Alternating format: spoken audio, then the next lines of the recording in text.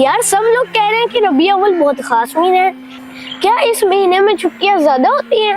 ارے نہیں احمد، چھٹیاں نہیں، یہ مہینہ اس لیے خاص ہے کیونکہ اس مہینے میں ہمارے نبی صلی اللہ علیہ وسلم پیدا ہوئے تھے۔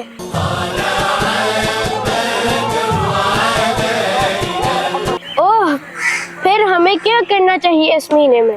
ویسے تو سارے ہی مہینے اللہ کے ہیں، لیکن یہ مہینہ اس لیے خاص ہو جاتا ہے کہ اس میں ہمارے پیارے نبی صلی اللہ علیہ وسلم کی پیدائش ہوئی تھی۔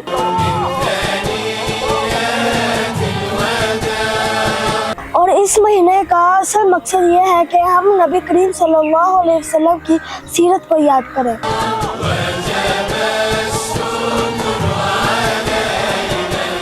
اچھا اسماعیل، آپ صلی اللہ علیہ وسلم کی سیرت کے نمایاں اوصاف کیا ہیں؟ سب سے بڑی بات یہ ہے کہ آپ صلی اللہ علیہ وسلم کو صادق اور امین کہا جاتا تھا۔ ہائے، امین کیا ہوتا ہے؟ امین کا مطلب ہے ایماندار، یعنی جو کبھی دھوکہ نہ دے۔ اور نبی کریم صلی اللہ علیہ وسلم نے فرمایا، میں تو اس لیے بھیجا گیا ہوں تاکہ اخلاق کی تکمیل کروں۔ واہ، تو نبی صلی اللہ علیہ وسلم سب سے زیادہ اچھے اخلاق والے تھے۔ بالکل، نبی کریم صلی اللہ علیہ وسلم ہمیشہ سچ بولتے تھے، اس لیے لوگ ان پر اعتماد کرتے تھے۔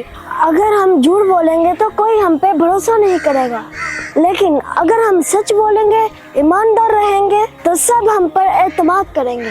اب مجھے سمجھ آیا، ہمیں بھی نبی صلی اللہ علیہ وسلم کی طرح سچ بولنا اور ایماندار رہنا چاہیے۔ تو چلو ہم سب وعدہ کرتے ہیں کہ ہمیشہ سچ بولیں گے اور ہمیشہ ایماندار رہیں گے۔ جی ہاں، یہی صادق اور امین کا اصل پیغام ہے۔